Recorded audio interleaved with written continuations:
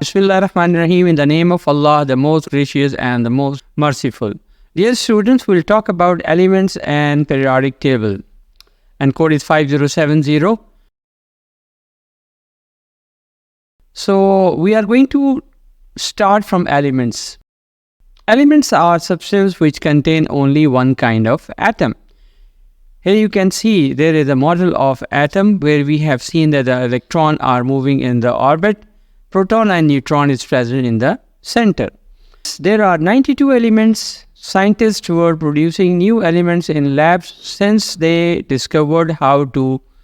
In 1936, the first man-made element was technetium. Elements are represented by a symbol, first letter always capital, like boron, silver, Ag, calcium, Ca. Now you can see there is a periodic table in which you can see that all the elements are arranged in proper manner, and it starts from hydrogen, kalium, K.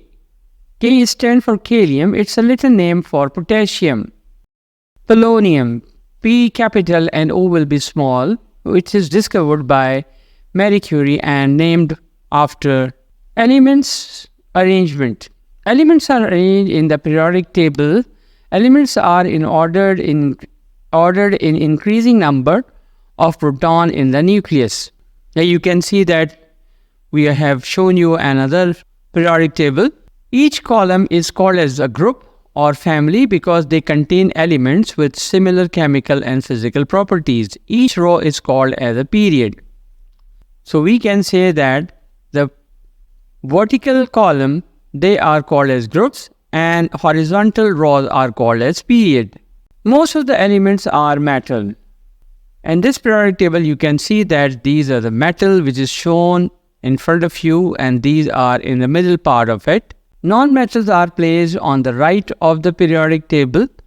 Now we'll talk about the non-metal. You can see that they are starting from carbon and then they are having a stairs. This is called non-metals.